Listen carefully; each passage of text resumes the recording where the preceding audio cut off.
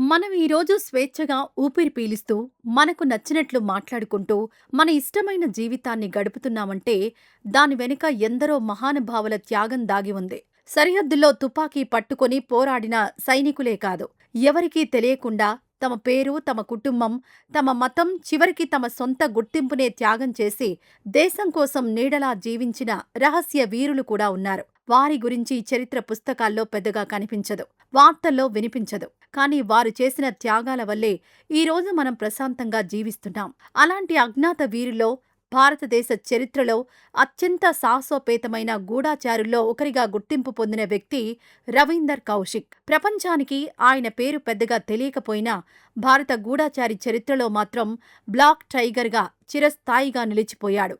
ఒక సాధారణ భారతీయ యువకుడు శత్రుదేశమైన పాకిస్తాన్లోకి వెళ్లి తన అసలు గుర్తింపును పూర్తిగా మార్చుకుని అక్కడి ప్రజల్లో కలిసిపోయి చివరకు పాకిస్తాన్ ఆర్మీలో మేజర్ స్థాయికి ఎదిగి భారతదేశానికి అత్యంత కీలకమైన రహస్య సమాచారాన్ని సంవత్సరాల తరబడి పంపించాడు. కాని అతని జీవితం చివరికి ఎలా ముగిసింది? అతన్ని ఎవరు మోసం చేశారు?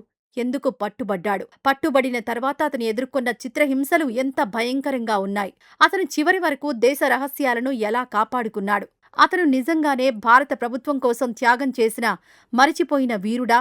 లేక ఇంకా మనకు తెలియని ఎన్నో రహస్యాలు ఈ కథ వెనుక దాగి ఉన్నాయా? ఈరోజు భారతదేశపు అత్యంత సాహసవంతమైన రా ఏజెంట్ రవీందర్ కౌశిక్ అసలు జీవిత కథను మొదట్నుంచి చివరి వరకు పూర్తిగా తెలుసుకుందాం.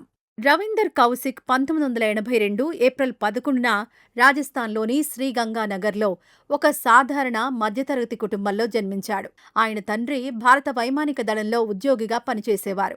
చిన్నప్పటినుంచే రవీందర్కు దేశభక్తి అంటే ఎంతో ఇష్టం. అదే సమయంలో నటనలో కూడా అసాధారణ ప్రతిభ ఉండేది. స్కూల్, కాలేజీ నాటకాలలో పాల్గొంటూ తన నటనతో అందరినీ ఆకట్టుకునేవాడు. ముఖ్యంగా ఏ పాత్రనైనా అద్భుతంగా పోషించే సామర్థ్యం అతనిలో ఉండేది. అప్పటికీ అతనికి తెలియదు, ఇదే నటన ఒకరోజు అతన్ని ప్రపంచంలోనే అత్యంత ప్రమాదకరమైన గూఢాచారుల్లో ఒకడిగా మార్చబోతోందని.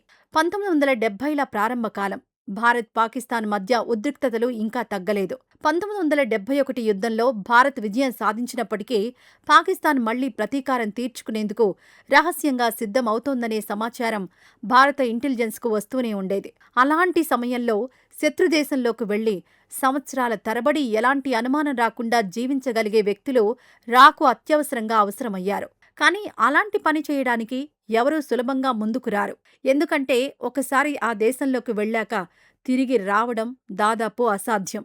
పట్టుబడితే ప్రభుత్వం కూడా తమ వ్యక్తి అని బహిరంగంగా అంగీకరించదు. అయినప్పటికీ దేశం కోసం ప్రాణాలు పెట్టడానికి సిద్ధంగా ఉన్న కొందరినే రా ఎంపిక చేసేది.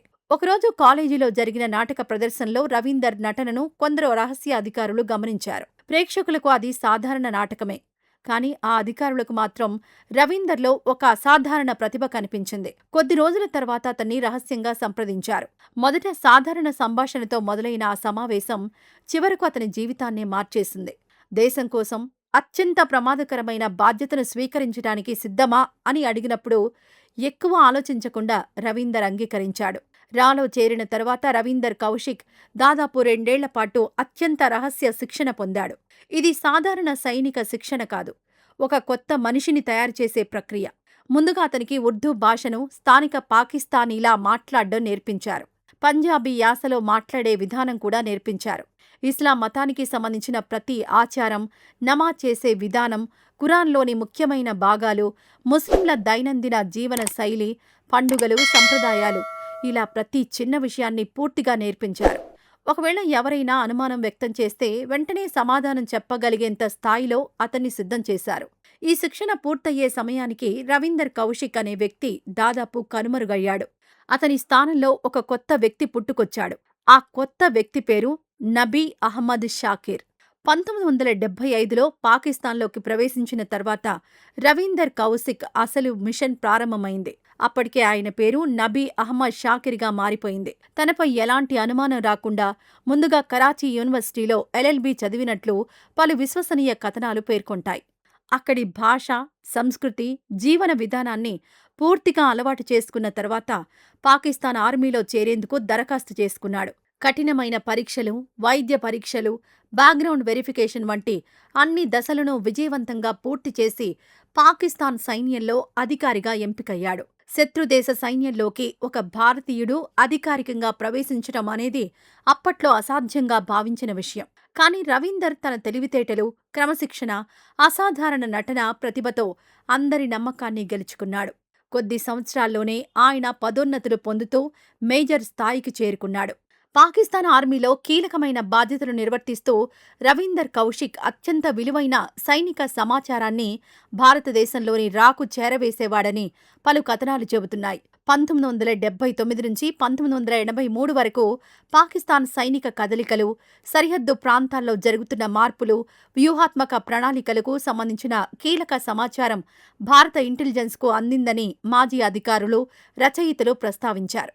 ఎన్నో సంవత్సరాల పాటు ఎలాంటి అనుమానం రాకుండా మిషన్ను విజయవంతంగా కొనసాగించిన రవీందర్ కౌశిక్ జీవితంలో 1983లో ఊహించని మలుపు వచ్చింది.